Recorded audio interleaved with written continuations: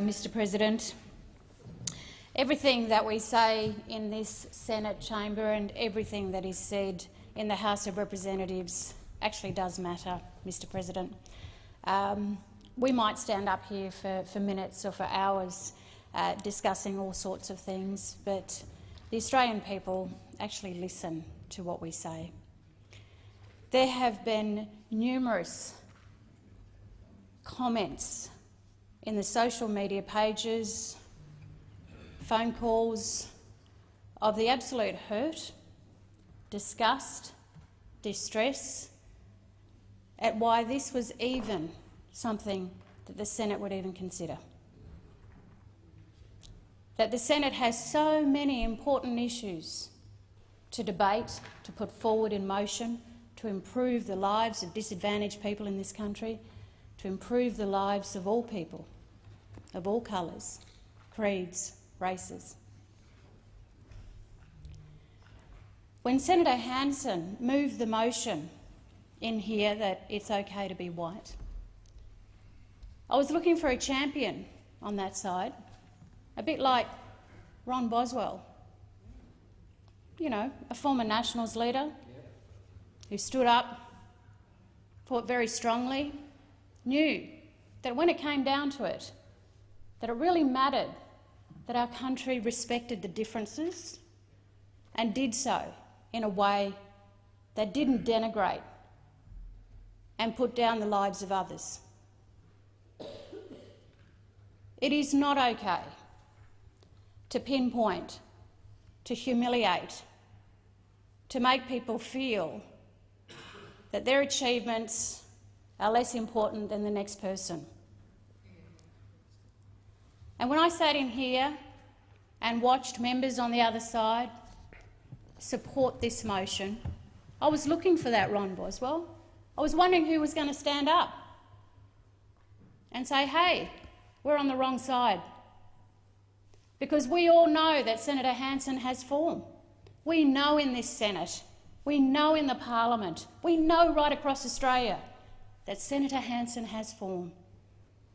You know, the last champion that stood up against her sat in that seat.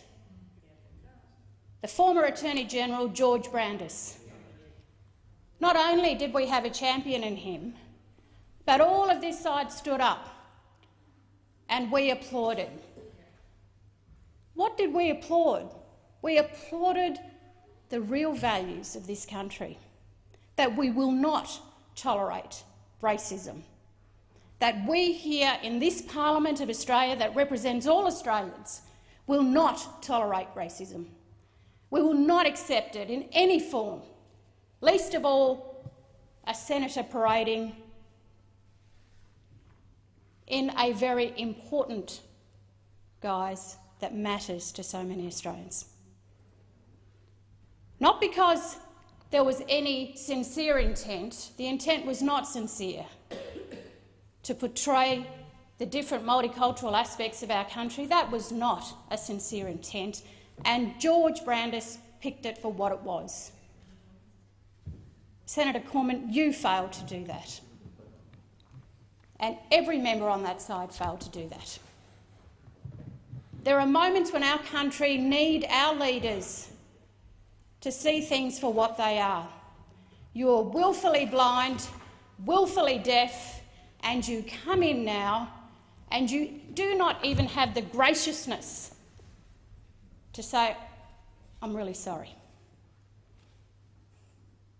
And yet we sit in here as First Nations people, Senator Dodson and myself, Linda Burney in the other House, and other members of multicultural backgrounds, hoping that the Parliament will always rise above those worst kinds of our human nature, which is what we must always unite in doing in this country. We must unite against those things that divide us based on our race, against those things that divide us against our disadvantage and differences in this country. I am totally disappointed in the Indigenous Affairs Minister. That is someone who should have been the champion on that side. That is someone who knows what it's like for First Nations people in this country to fight, to have equal rights, to be unemployed to such an extent where they're being breached at extraordinary levels in this country, entrenching them in poverty to such a degree that it's a treadmill we cannot escape from. That is the champion we needed to see on that side of the House. The injustices that face First Nations people are injustices that continue. Just ask the families of Barraville, who decade after decade after decade still do not have the answers for the murder and disappearance of their children.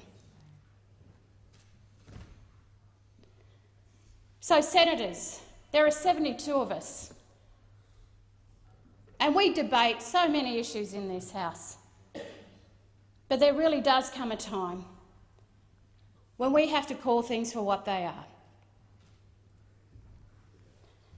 And motion 1092 was the most disgraceful day